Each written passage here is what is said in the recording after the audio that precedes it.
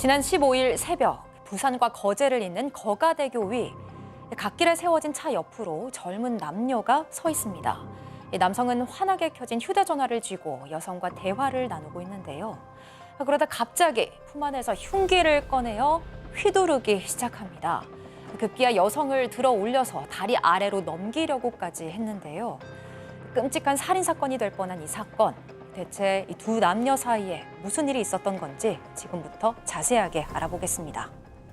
예, 오늘 사건들이 다 좀 충격적입니다. 지난주에 벌어진 살인 미수 사건입니다. 다행히 미수에 그치긴 했지만 이 사건 내용 저희가 전해드린 내용을 듣다 보시면 정말 죽음의 문턱 앞에까지 갔다 왔구나 그렇게 생각하실 겁니다. 심지어 바다 위 다리 거가대교 위에서 벌어진 사건이었습니다. 네, 다시 한번 사건을 정리해 드리겠습니다. 지난 15일 수요일이었고요. 새벽 5시 정도였습니다. 말씀하신 것처럼 부산과 거제도를 잇는 거가대교 위에서 벌어진 일이었어요. 한 젊은 여성이 갑자기 그 시간대에 도로 위로 뛰어들어가지고 다른 차량 안에서 살려달라면서 도움을 요청했습니다. 그런 일이 벌어지고 있는 상황에서 또 다른 차가 지나가니까 그 차에게도 거듭 살려달라 도움을 요청을 했는데 지켜보니까 갓길에 다른 차가 세워져 있었고요. 그 옆에 한 남성이 서 있었고 여성이 그 남성을 가리키면서 저 사람이 날 죽이려고 하니까 도와달라고 했던 겁니다. 일단 운전자분이 그래서 이 여성을 빨리 자기 차에 태우고 그리고 경찰에 또 신고를 하고 살펴보니까 목이나 어깨, 얼굴 흉기에 많이 찔린 상황이었고 다행히 이제 구급차를 타고 병원으로 이송이 됐고요. 저 남성 그 자리에 있다가 경찰에 체포돼서 살인 미수 혐의로 구속됐습니다. 저희가 지난 월요일, 화요일 방송 말미에 이 사건의 목격자를 좀 찾는다 이런 안내도 해드렸습니다. 하지만 안타깝게도 관련 이 목격담이 전해지지가 않아서 앞서 보신 것처럼 저희가 AI로 당시 상황을 좀 재구성해봤습니다. 저희가 이 사건의 피해자와 접촉을 했습니다. 경찰에 체포된 남성과는 연인 사이였다고 해요. 네, 피해자에 따르면 이 30대 남성과 약 3년 정도 교제를 한 사이라고 하는데요. 이 사귀는 동안에는 남성이 폭력적인 성향을 보인 적이 단 한 번도 없었다고 해요. 심지어 욕설 한마디 하는 것도 본 적이 없다고 합니다. 늘 다정했고 여자친구를 먼저 생각하고 걱정하던 사람이었고 친구들한테 이 남성을 소개해도 모든 친구들이 다 괜찮은 사람 같다라고 이야기를 할 정도로 이렇게 교제하는 동안은 큰 문제를 느끼지는 못했다고 합니다. 다만 이 남성이 이상한 점이 좀 있었는데요. 다니던 직장을 좀 수시로 옮겼어요. 한두 달마다 한 번씩 옮겼다고 하고요. 교제하는 3년 동안 직장을 옮긴 게 최소 한 15번 정도 되는 것 같다고 전했습니다. 여자친구인 피해자를 빼고는 따로 만나는 사람이 있지 않고 이렇게 직장을 자주 옮기니까 이 남성과 미래를 약속해도 되는 건가라는 고민을 하기는 했대요. 그리고 이 문제로 좀 자주 다툼이 있긴 했었던 것 같습니다. 뭔가 좀 이상한 부분은 있었지만 그래도 다정하고 착한 사람이었다.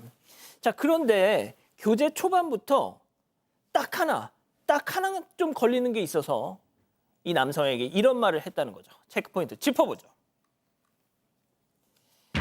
자, 오빠 병원 가보자. 직접 피해자 얘기 들어보시죠. 저한테 폭력을 행사한다든지 저한테 욕을 한 적도 한 번도 없었고 항상 되게 다정하고 착하고 이랬던 사람이었거든요. 네, 근데 이제 자기를 누가 해킹하는 것 같다, 도찰 당하는 것 같다. 오빠가 갑자기 새벽에 전화를 계속 하는 거예요. 원래 그런 사람이 아니거든요. 오빠 왜 그렇게 자꾸 나한테 전화를 하냐 이렇게 하니까 자기가 내 전화하는 동안에 무슨 소리를 들은 것 같다. 우리 가족들 괜찮냐? 너네 집 주소 불러봐라. 이러면서 이렇게 물어보는 거예요. 그래서 저도 이제 오빠가 좀 이상하다는 생각을 해서 우리 병원 한번 가보자. 자, 팀장님, 누가 날 해킹하는 것 같다. 불법 촬영하는 것 같다. 뭔가 좀 느낌이 안 좋습니다. 피해자에 따르게 되면 교제 초반부터 이 남성이 뭐라고 했냐면은 누군가 나를 도찰한다, 또 해킹한다. 그러면서 동료들이 나를 험담하고 왕따시킨다. 이상한 소문을 퍼뜨린다. 이렇게 말하고 다녔다고 합니다. 그래서 피해자가 너무 예민하게 생각하지 마. 그런 생각하지 말라면서 안심을 시켜주긴 했는데 계속 그런 소리를 반복하고 하니까는 그런 이유 때문에 직장을 그만두고 15번이나 그만두고 갔습니다. 그러다 보니까 교제한 지 1년쯤 됐을 때 여성이 얘기를 한 거예요. 오빠 그러지 말고 우리 병원에 가보자 해서 동네에 있는 정신병원에 갔는데 그때 뭐라고 했냐면 뭐가 들리거나 보이지 않는다고 했더니 동네 병원에서는 약만 처방을 해줬던 거예요. 그런데 다행히 교제를 계속하면서도 조금씩 나아지는 것 같았고 그러다 보니까 놀러 다니면서 잘 지냈기 때문에 아 괜찮아지겠구나 이렇게 나아지는 것으로 생각을 했다고 합니다. 근데 그게 아니었다는 거죠? 그렇죠. 이 피해자는 최근에 이제 본가인 부산에 내려가 있었는데 남성과 자주는 못 만난 것 같아요. 근데 가끔 볼 때마다 살도 많이 빠져 있고 더 심각한 거는 좀 집중을 못 하고 있고 뭔가 좀 이상하다고 생각을 많이 했던 것 같습니다.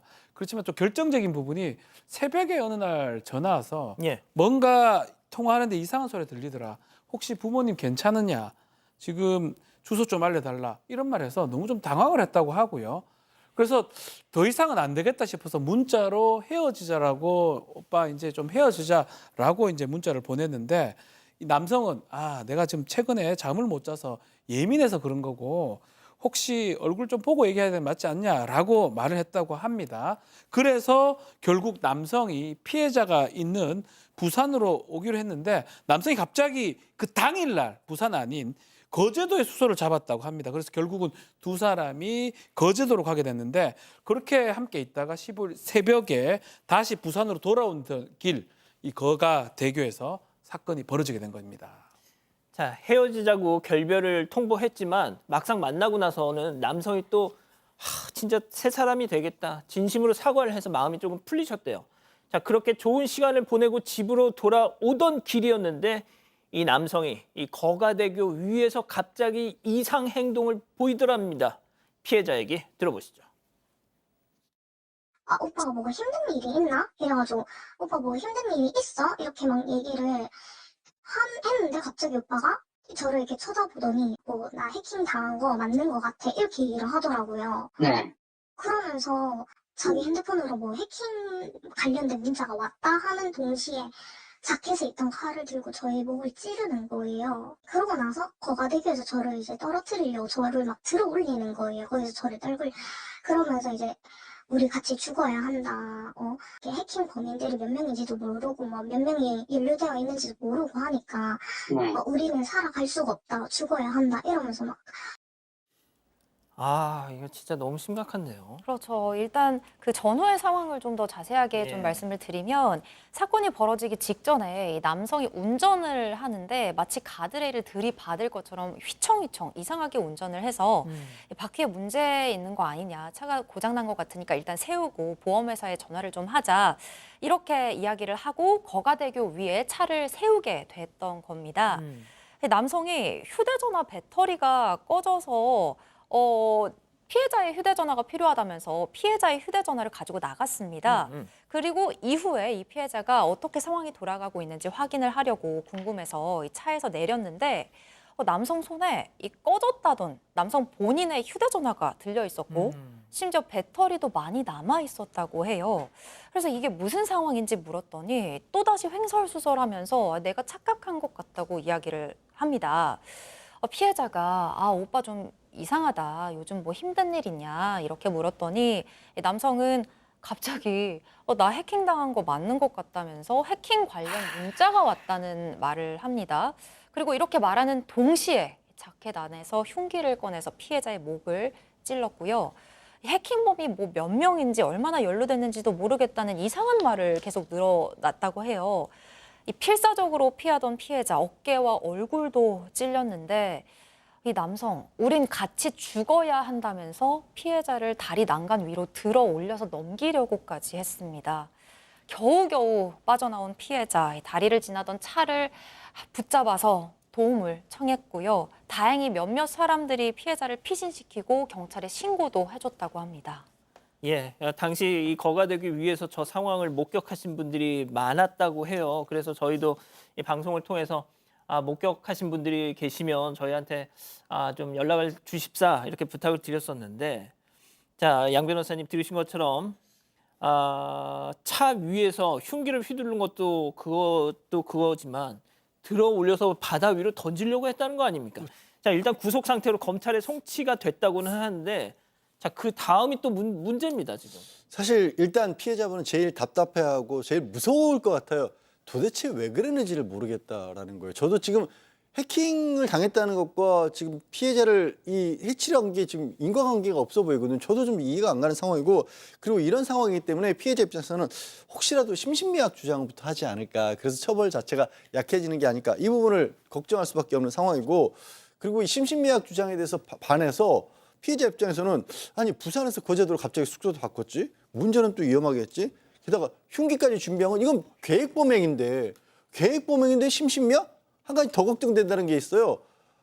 피해자를 데려다주는 과정에서 집 위치까지도 어느 정도는 알고 있으니까 이게 보복범죄로 혹시 나중에 이어지는 거 아닌지 이런 걱정을 하고 있는데, 일단 범죄가 굉장히 중합니다. 예. 목 쪽을 찔려서 경동맥 쪽을 찔려서 정말 위험할 뻔했었던 거고, 눈이나 어깨 쪽에 자상도 있고 그렇기 때문에 그렇게 간단하게 끝날 사건은 절대 아닙니다만, 그러니까 이 아까도 말씀드린 석연치 않은 범행 동기, 그리고 그것 때문에 진짜로 범죄를 제대로 인식하지 못한 상태에서 저질렀느냐, 이런 부분까지 인정이 돼야 심신미약이 될 거기 때문에 그렇게 쉽게 가벼워지진 않을 겁니다.